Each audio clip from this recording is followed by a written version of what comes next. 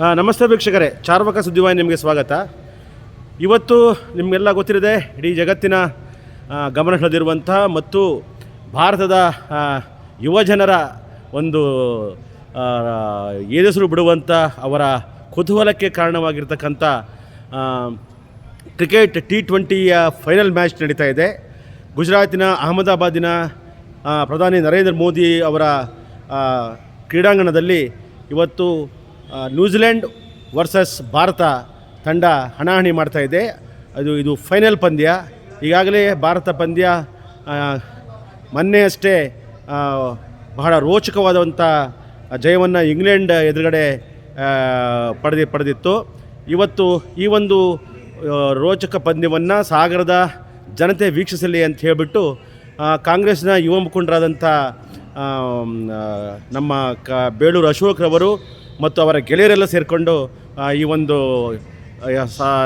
ಸಾಗರದ ನಗರಸಭೆಯ ಆವರಣದ ಗಾಂಧಿ ಮೈದಾನದಲ್ಲಿರ್ತಕ್ಕಂಥ ಒಂದು ಸಭಾಭವನದಲ್ಲಿ ಈ ಒಂದು ಸಾರ್ವಜನಿಕ ಒಂದು ಪ್ರದರ್ಶನಕ್ಕೆ ಅವಕಾಶ ಮಾಡಿಕೊಟ್ಟಿದ್ದಾರೆ. ಈಗ ನಾನು ಅವರಿಗೆ ಮಾತಾಡ್ತೀನಿ. ಏನು ಹೇಳಿ ಇವರೇ?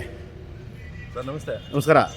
ಇವತ್ತು ನೀವೆಲ್ಲರೂ ನೋಡಿರುವಂತೆ ನೀವು ಆಲ್ರೆಡಿ ನೀವೇ ಹೇಳ್ಬಿಟ್ರಿ, ಭಾರತ ಮತ್ತು ನ್ಯೂಜಿಲೆಂಡ್ನ 2020 ವರ್ಲ್ಡ್ ಕಪ್ನ ಒಂದು ಫೈನಲ್ ಮ್ಯಾಚಲ್ಲಿ ನಾವು ಇದ್ದೀವಿ. ಈ ಒಂದು ವ್ಯವಸ್ಥೆಯನ್ನು ನಮ್ಮ ಸನ್ಮಾನ್ಯ ಶಾಸಕರು ಗೋಪಾಲಕೃಷ್ಣ ಬೇಳೂರವರು ಮಾಡಿದೆ. ಸಾಗರ ಜನತೆ ಇದನ್ನು ವೀಕ್ಷಣೆ ಮಾಡಬೇಕು ಅಂತೇಳಿ ಹಿಂದೆ ಕೂಡ IPL RCB ಮ್ಯಾಚಲ್ಲಿ ಇಲ್ಲೇ ಒಂದು ಸ್ಕ್ರೀನ್ ಹಾಕ್ಸಿದ್ರು. ಅದೇ ರೀತಿಯಾಗಿ ಇವತ್ತಿನ ಒಂದು ಹಣಾಹಣಿ ಏನಿದೆ, ನಾವೆಲ್ಲ ಕುತೂಹಲವಾಗಿ ಭಾರತ ಗೆಲ್ಲೇಬೇಕು, ಇದು 2ನೇ ಬಾರಿ ಗೆಲ್ತಾ ಇರೋದು, ಗೆದ್ದೇ ಗೆಲ್ಲುತ್ತೆ ಅನ್ನೋ ಒಂದು ಆತ್ಮವಿಶ್ವಾಸ ನಮ್ಮಲ್ಲಿದೆ.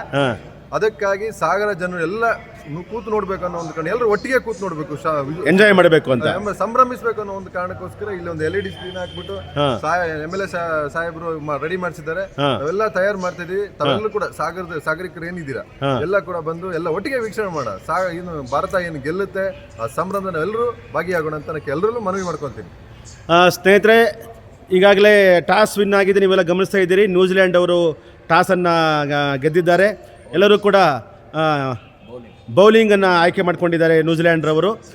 ನೋಡೋಣ ಯಾವ ರೀತಿಯಲ್ಲಿ ಈ ಒಂದು ಪಂದ್ಯ, ಇವತ್ತಿನ ಪಂದ್ಯ ಸಾಗುತ್ತೆ.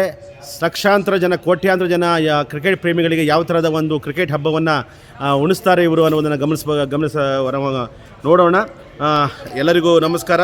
ಎಲ್ಲರೂ ಮತ್ತೊಮ್ಮೆ ಹೇಳ್ತಾ ಇದ್ದೇನೆ, ಸಾಗರದ ನಗರಸಭೆ ಆವರಣದಲ್ಲಿರ್ತಕ್ಕಂಥ ಗಾಂಧಿ ಮೈದಾನದ ಗಾಂಧಿ ಭವನದಲ್ಲಿ, ಈ ಒಂದು ಪುರಸಭಾ ಭವನದಲ್ಲಿ ಈ ಒಂದು ವ್ಯವಸ್ಥೆಯನ್ನು ಅಶೋಕ್ ಬೇಳೂರು ಮತ್ತು ಅವರ ತಂಡ, ಅವರ ಶಾಸಕರಾದಂಥ ಗೋಪಾಲಕೃಷ್ಣ ಬೇಳೂರು ಅವರ ನಿರ್ದೇಶನದ ಮೇರೆಗೆ ಮಾಡಿದ್ದಾರೆ ಅಂತ ಹೇಳಿದ್ದಾರೆ. ನಮಸ್ಕಾರ. ನಾನು ಚಾರ್ವಕ ರಾಘವೇಂದ್ರ, ಪ್ರಧಾನ ಸಂಪಾದಕ, ಚಾರ್ವಕ ಸುದ್ದಿವಾಹಿನಿ. ನಮಸ್ತೆ.